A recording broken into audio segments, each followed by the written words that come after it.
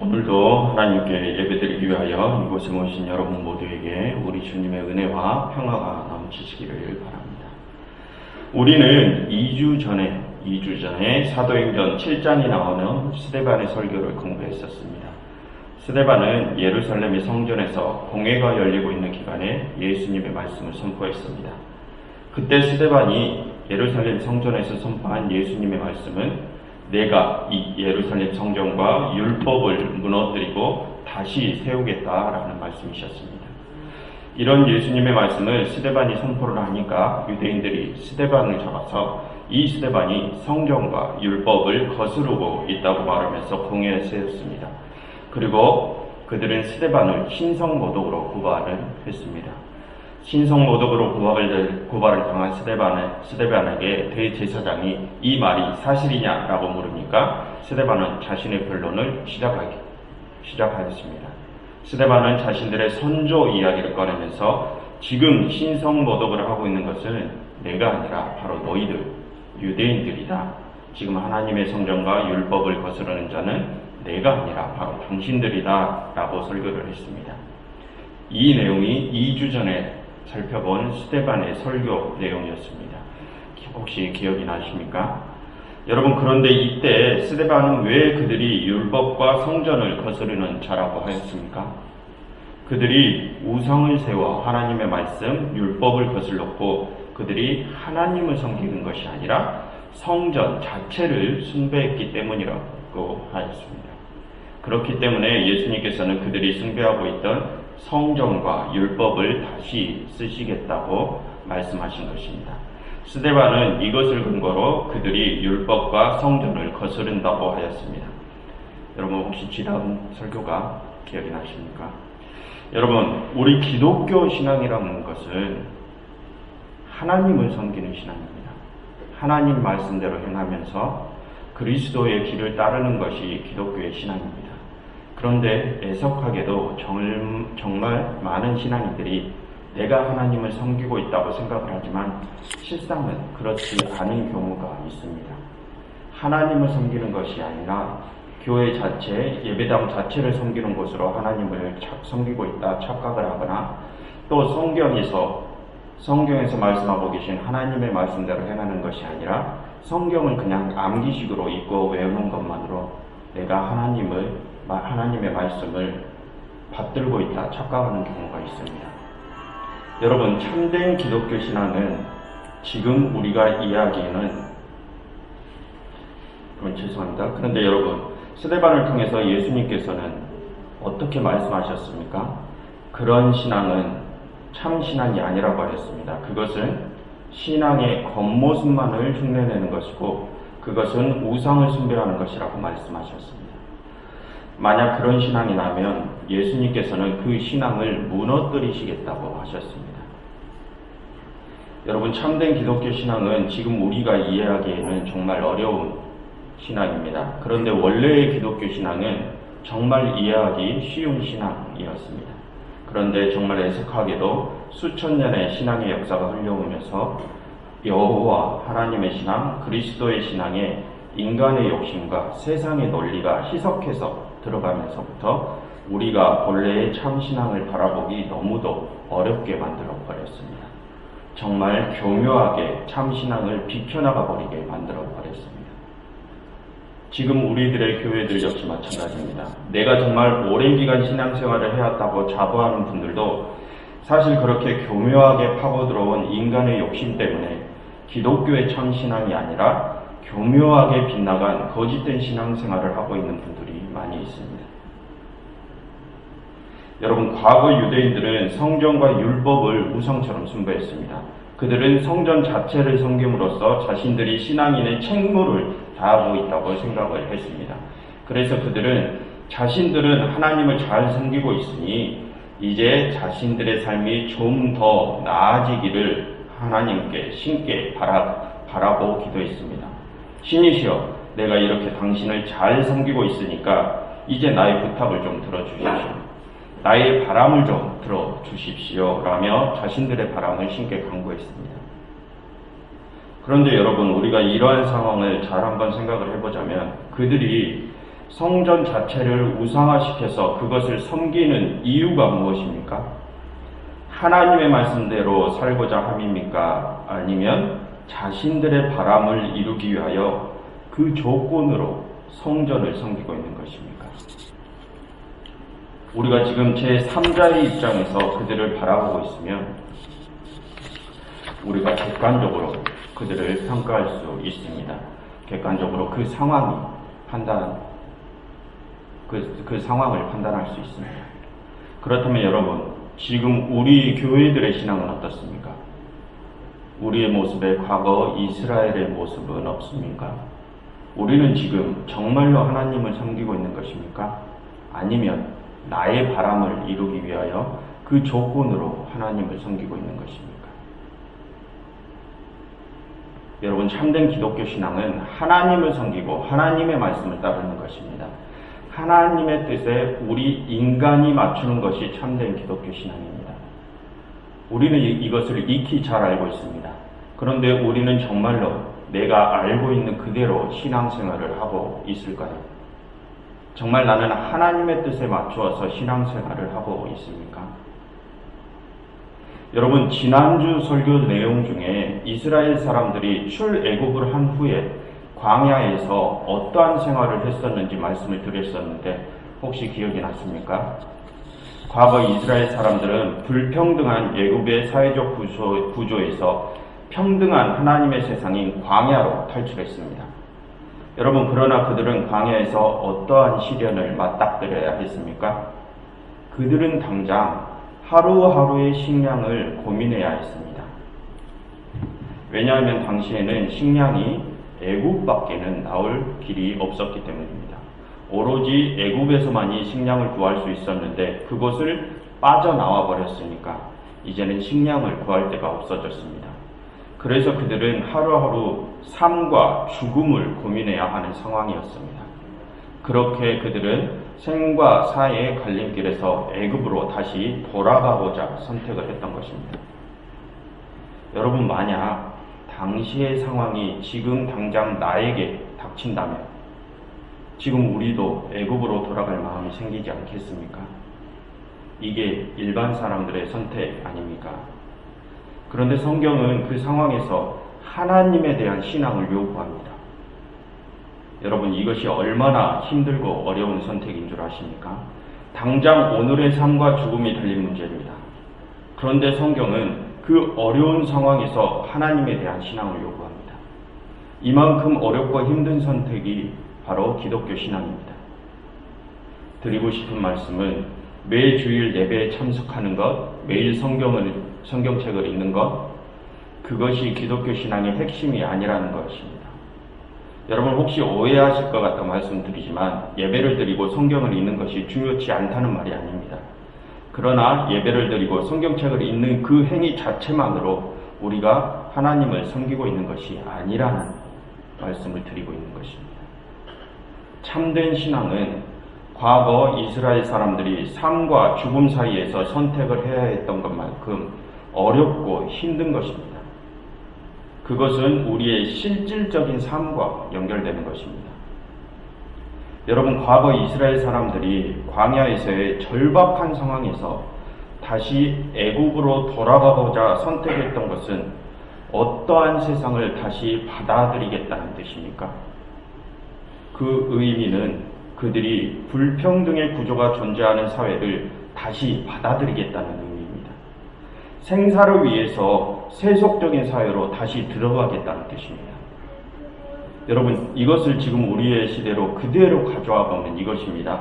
여러분, 우리가 지금 살고 있는 시대에도 불의와 불평등이 존재합니다. 금수저, 흙수저 이런 말들이 나오고 빈익부의, 부익부 형상은 더욱더 커져갑니다.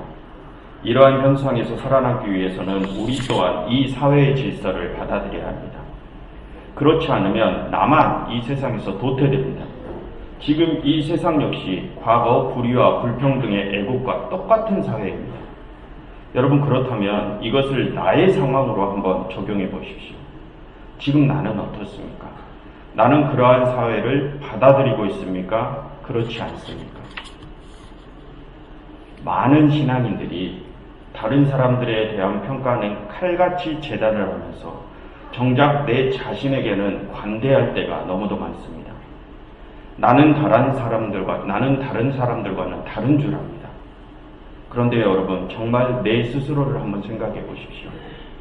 정말 나는 이 세상을 받아들이지 않았습니까? 불의하고 불평등한 구조가 존재하는 줄 알면서도 남들도 다 그렇게 하니까 나도 하는 거예요. 나에게는 특별한 사정이 있어서 어쩔 수 없이 그렇게 하는 거예요. 이런 식으로 생각을 하면서 이 불의한 세상 구조를 그대로 받아들이고 있지 않습니까?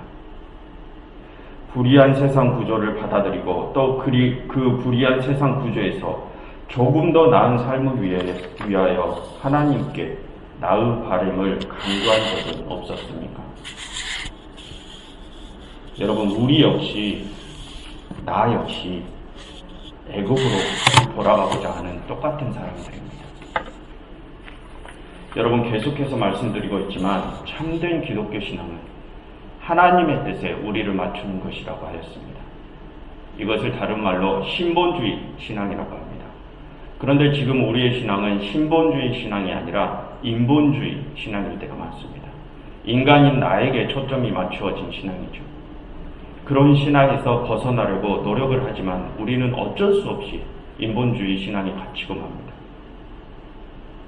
여러분, 그럼 이제 우리가 한 발짝을 더 나가서 생각을 해보겠습니다. 여러분, 혹시 신앙생활을 하시면서 이런 생각을 해보신 적 없습니까? 우리는 이제 알았습니다. 이 불의한 세상을 선택하면 안 된다는 것을 알았습니다. 인간의 뜻이 아니라 하나님의 뜻을 따라야 한다는 것을 알았습니다. 그래서 나는 이 불의한 세상을 택하지 않고 하나님의 뜻을 택했습니다. 평생 교회 봉사도 하고 열심히 하고 하나님의 말씀대로 살려고 부단히 노력을 했습니다. 그런데 문제가 생겼습니다. 하나님의 말씀대로만 살려고 노력을 했는데 나의 삶에 예기치 않은 시련이 닥쳤습니다. 나는 이럴 때 어떻게 해야 될까요? 나는 이제 하나님의 도우심을 기다립니다. 이 시련에서 벗어날 수 있게 해달라고 하나님께 기도를 드립니다. 불의한 세상을 택하지도 않았고 오랫동안 하나님의 말씀대로 살았는데 인간의 뜻이 아니라 하나님의 뜻을 따라 살았는데 나에게 감당할 수 없는 시련이 닥쳐왔습니다. 그래서 이제 나는 하나님의 도움을 바랍니다. 여러분, 많은 신앙인들이 이런 경험을 갖고 있지 않습니까? 여러분, 그동안 우리는 이런 상황에서 어떠한 반응들을 보여왔습니까? 그리고 또 하나님께 어떠한 것을 바랬습니까? 여러분, 지금까지 우리 교회들에서는 이런 시련을 닥쳤을 때 어떻게 반응하라고 배웠습니까?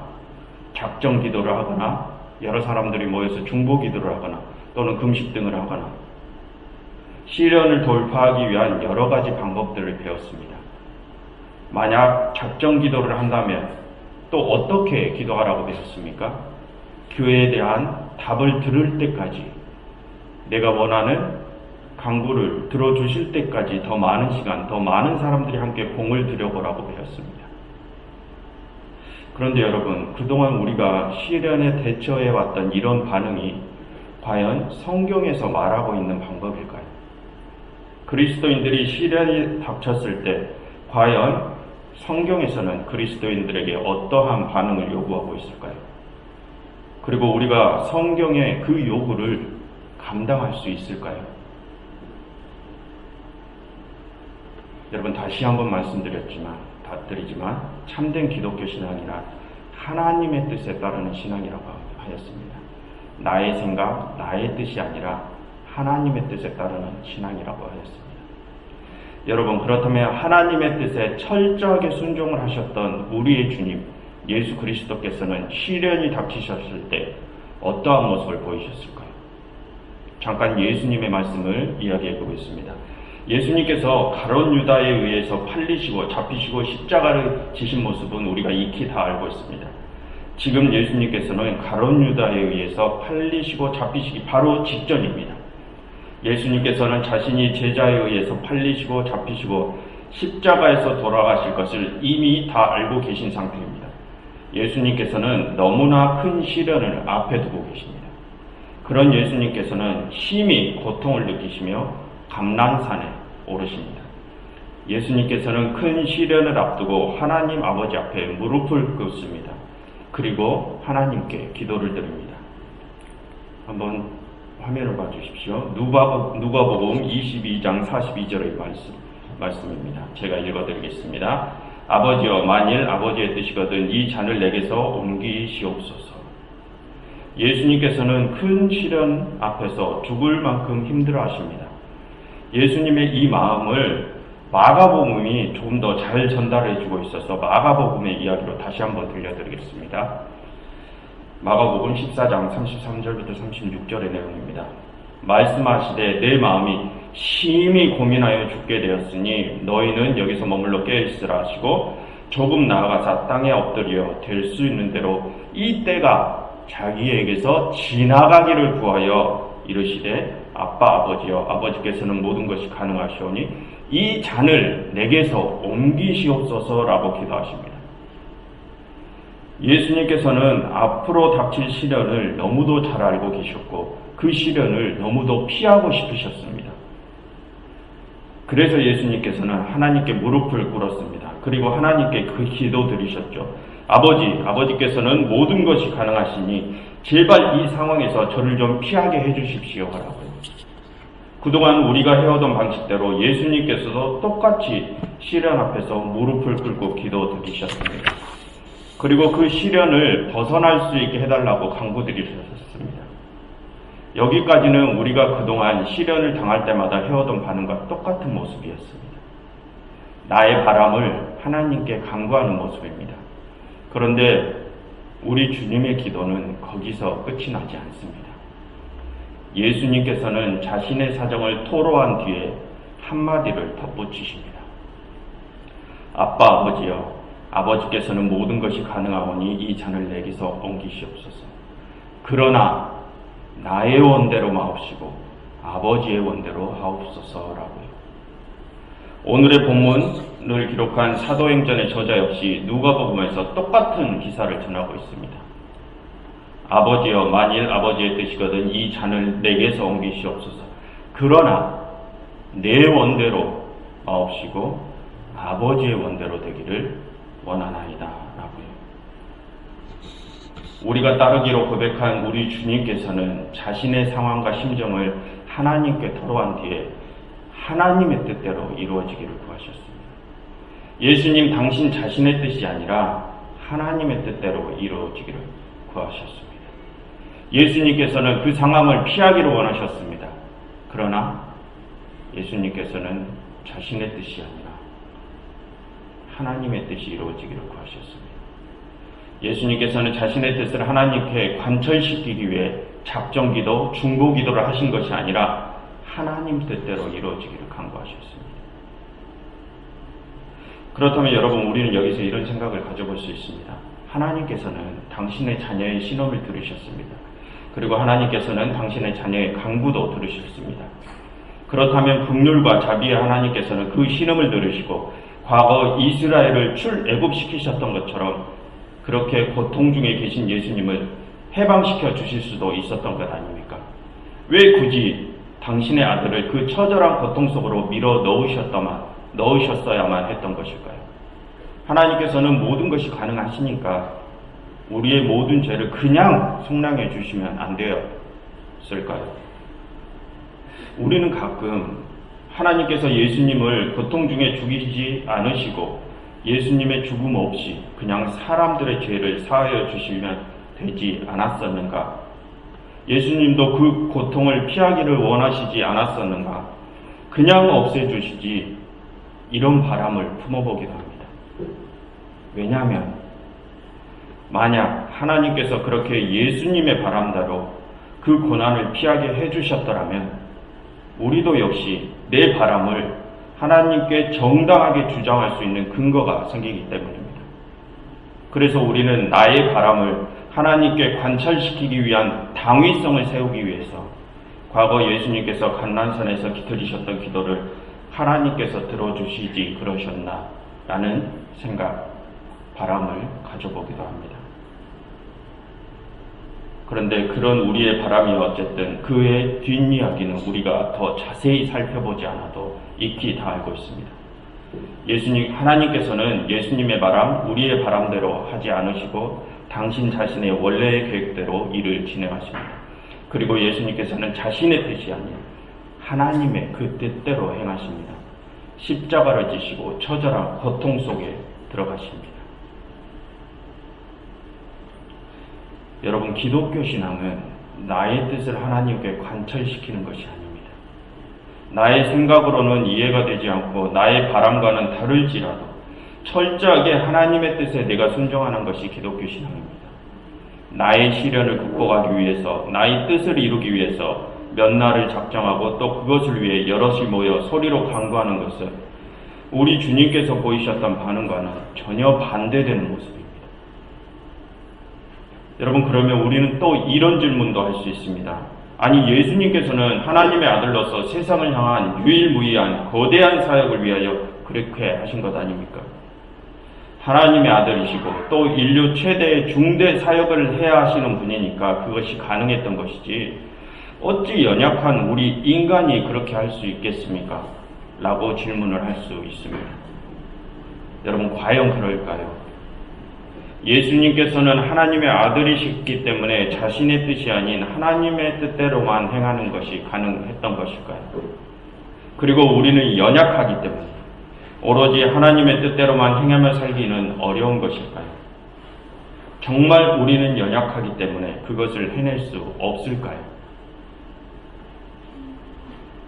여러분, 우리는 예수님의 제자 그리스도인 스데반을 알고 있습니다. 스데반은 예루살렘 성전에서 예수님의 말씀을 전하다 사람들에게 잡혀서 공회에 회부되었습니다. 사람들은 그를 신성모독으로 모함하였습니다. 그래서 대제사장은 스데반에게 그것이 사실이냐고 물었습니다. 신성모독으로 공회에 회부된 이상 스데반은 이제 삶과 죽음을 놓고 선택을 해야 했습니다. 스데반은 지금 이곳에서 조금만 말을 잘못해도 자신이 죽게 될 것을 알고 있습니다. 그렇지만 스데반은 예수님의 말씀을 그대로 선포합니다. 너희의 성경과 율법은 무너질 것이다 라고요. 이제 스데반의 운명은 정해졌습니다. 여러분, 이제 스데반은 어떻게 될까요? 오늘의 본문을 보시겠습니다. 사도행전 7장 54절입니다. 사도행전 7장 54절입니다. 그들이 이 말을 듣고 마음에 찔려 그를 향하여 이를 갈거늘 유대인들은 자신들의 예루살렘 성전 체제와 율법 체제를 비판하는 스데반의 말을 듣고 마음이 찔립니다. 그들도 자신들의 성전 숭배 체제와 율법 숭배 체제가 잘못되었다는 것을 알고 있나 봅니다. 그래서 그들은 스데반의 설교를 듣고 마음이 찔렸습니다. 그런데 그들은 기존의 자신들의 체제를 무너뜨리고 싶지 않았습니다. 그들은 자신들이 잘못된 것을 알면서도 그동안의 자신들의 삶을 내려놓을 수 없었습니다. 만약 그동안의 자신들의 삶과 지금의 체제를 내려놓게 되면 지금 그들의 모든 것을 잃게 되기 때문입니다. 그래서 그들은 자신들의 잘못을 꺼내보려 하지 않고 오히려 회피하고 기존의 질서를 더욱 공고히 하려고 합니다. 그래서 그들은 자신들의 체제를 무너뜨리려고 하는 스데반에게 이를 갈고 있습니다. 이때 스데반은 그들이 자신을 죽이려고 하는 것을 알고 있습니다. 그런데 스데반은 자신의 선포를 뒤로 한 발짝도 빼지 않습니다. 55절과 56절입니다. 스데반이 성령이 충만하여 하늘을 우러러 주목하여 하나님의 영광과 및 예수께서 하나님 우편에 서신 것을 보고 말하되 보라 하늘이 열리고 인자가 하나님 우편에 서신 것을 보노라 한데 스데반은 지금 자신이 선포하고 있는 예수님의 말씀이 진실임을 말하고 있는 것입니다. 예수님께서는 성경과 율법을 우상화시켜버린 그들이 잘못되었다고 말씀하셨습니다. 그래서 예수님께서는 그들의 율법과 성전을 무너뜨리고 다시 세우겠다고 말씀하셨습니다. 그런데 그렇게 유대인들이 잘못되었다고 말씀하시는 예수님께서 지금 하나님의 보좌 우편에 계신 것이 아닙니까? 이것은 그들의 잘못을 지적했던 예수가 진짜 하나님의 아들이요 그들의 잘못은 바로 그 하늘에 계신 그분이 명백히 밝혀주고 있다는 뜻입니다. 다음 57절과 58절입니다. 그들이 큰 소리를 지르며 귀를 막고 일제히 그에게 달려들어 성 밖으로 내치고 볼로 칠세 증인들이 옷을 벗어 사울이라 하는 자의 청년 발 앞에 두니라. 그들은 자신들의 잘못을 확정짓고 있는 스데반의 말을 듣고 자신들의 귀를 막습니다. 그들은 끝까지 자신들의 잘못을 돌아볼 생각이 없습니다. 도리어 그들은 자신들의 잘못을 명백히 고발하고 있는 스데반을 죽이려고 합니다. 그러니 스데반이 마지막 입을 엽니다. 59절과 60절입니다.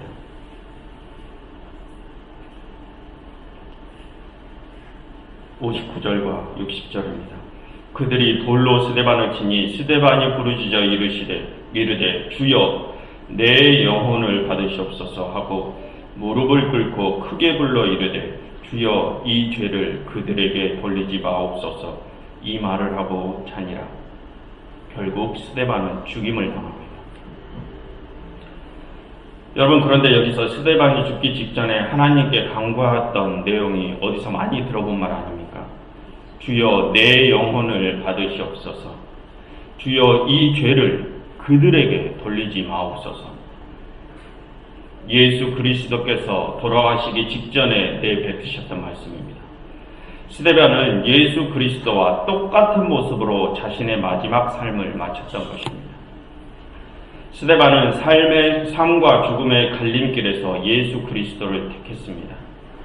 지금부터는 자신이 하는 선포로 인하여 자신이 죽임을 당할 것을 알면서도 그 길을 선택한 것입니다.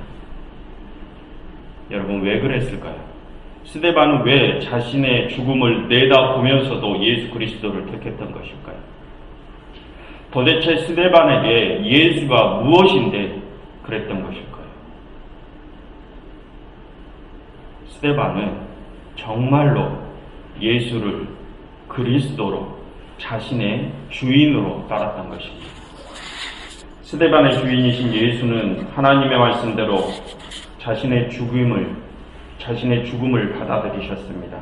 시련 앞에서 자신의 뜻대로 이루어지기를 바라지 않으시고 하나님의 뜻대로 이루어지기를 바라셨습니다. 그 예수를 주인으로 삼은 스데반은 자신의 주인의 길을 그대로 따랐던 것입니다. 그래서 그는 생과 사의 갈림길에서도 그리스도의 길을 따랐고 죽음의 순간까지도 그리스도를 따랐던 것입니다. 여러분, 우리 그리스도인들은 하나님의 말씀을 잘 따르기 위하여 노력합니다. 그러다가도 나에게 시련이 닥쳐오면 하나님의 뜻을 묻기보다는 나의 뜻을 하나님께 관철시키려고 할 때가 많습니다. 또한 나는 그동안 열심히 신앙생활을 해왔으니 이제 이 시련은 무사히 넘어가고 오히려 금면류관이 주어지지 않을까? 그동안 신앙생활에 대한 상급이 주어지지 않을까 하고 기대를 하기도 합니다. 우리는 어쩌면 하나님께서 그동안 열심히 신앙생활을 해온 나에게 이렇게 말씀해 주시기를 바라고 있는지도 모릅니다. 너 그동안 수고 많이 했다.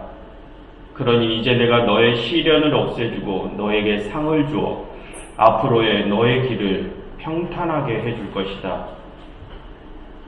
라고 말입니다. 그러나 여러분, 애석하지만 하나님께서는 성경을 통하여 우리에게 그와는 반대로 이렇게 말씀하십니다. 너 그동안 수고 많이 했다. 그러니 이제 내가 너를 더욱 성령 충만하게 하겠다. 그러니 이제 너는 가서 저들을 위하여 죽으라. 라고 말씀하십니다. 성경은 우리의 바람과는 정반대의 길을 제시하고 있습니다.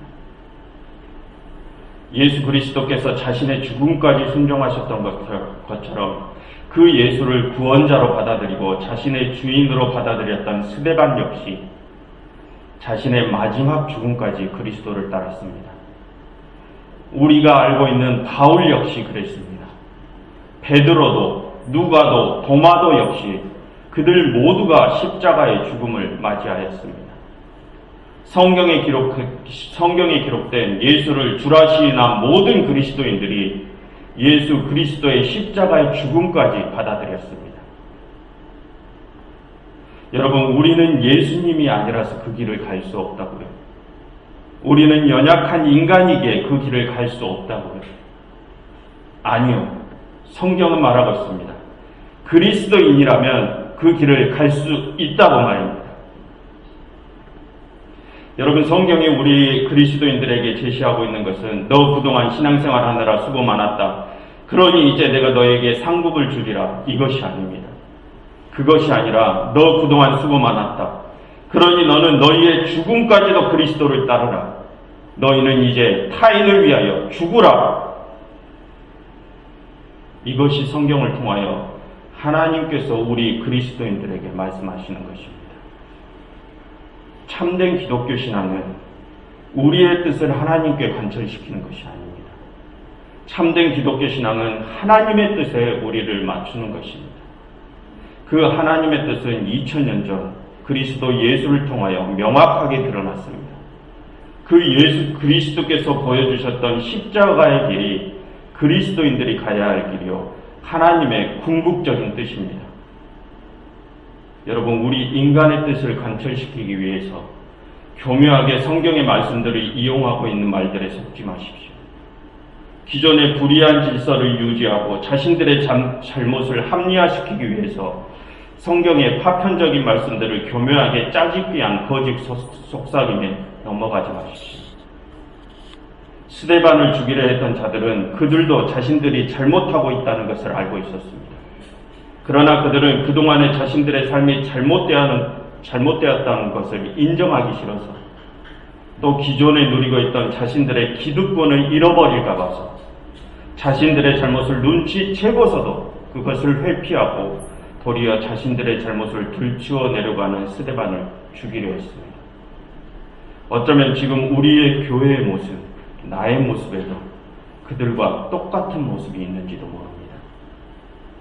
과거 이스라엘 사람들이 삶과 죽음의 기로에 서서 기존의 불의한 체제인 애국으로 돌아가려 했던 것처럼 우리도 지금 내가 이 체제를 부인하면 나의 모든 것을 잃을 것 같아서, 그래서 지금의 체제가 잘못된 것을 알면서도 나의 잘못을 회피하고 나의 잘못을 들추어내려는 진실을 묵살해버리고 있는지도 모릅니다.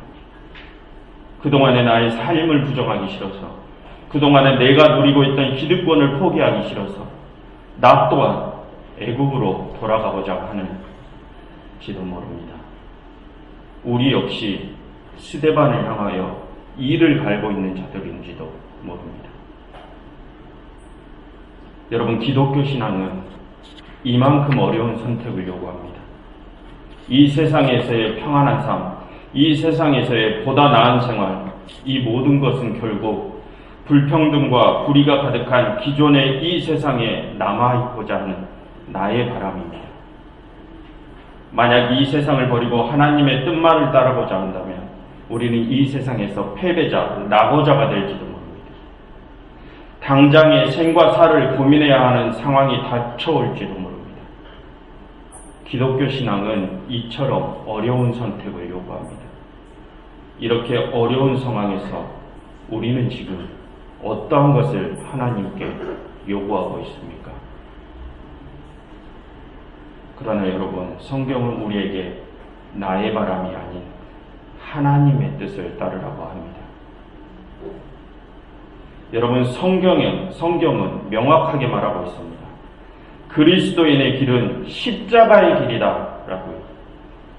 그 십자가의 길은 결코 이 세상에 넓고 평탄한 길이 아닙니다. 불의한 이 세상의 시각으로 보기엔 그 길은 좁고 협착하여서 쳐다도 볼 값어치가 없는 길입니다. 예수를 믿으면 세상적인 평안의 복이 찾아온다? 아니요. 예수를 정말로 믿으면 십자가의 길이 기다리고 있습니다. 여러분, 예수를 그리스도시라 나의 주인이라 신하셨다면 절대로 이 불의한 세상의 넓고 평탄한 길을 선택하지 마십시오. 다시 애국으로 돌아가지 마십시오. 그 길이 삶과 죽음 앞에 절대 절명의 기로에 선 선택일지라도 십자가의 길을 선택하십시오. 하나님의 뜻인 십자가의 길을 나의 뜻으로 받아들이십시오. 하나님께서는 그 십자가의 길을 가셨던 예수님을 부활시키셨습니다. 우리의 주님께서 가셨던 그 십자가의 길을 가는 자만이 진짜 그리스도인이요, 진정으로 끝까지 그 십자가를 짊어지고 가는 자를 하나님께서는 부활시키실 것입니다. 그러니 여러분, 우리 주님께서 지셨던 십자가를 끝까지 짊어지시기를 바랍니다. 진정한 그리스도인은 나의 뜻을 세우는 것이 아니라 하나님의 뜻을 따르는 자들입니다. 기도하겠습니다. 하나님, 저희는 그동안 저희가 연약하여서 하나님의 뜻을 끝까지 따를 수 없다 생각하였습니다. 하나님, 그러나 저희가 하나님의 뜻 십자가의 길을 끝까지 따를 수 없었던 것은 저희의 욕심 때문이었음을 고백합니다. 하나님, 이런 저희를 용서하시고 저희가 끝까지 십자가의 길을 갈 수 있도록 도우시옵소서. 저희의 삶 역시 성령 충만한 삶을 살게 하시사 저희의 마지막이 그리스도의 마지막과 같게 하옵소서. 예수 그리스도의 이름으로 기도드렸습니다.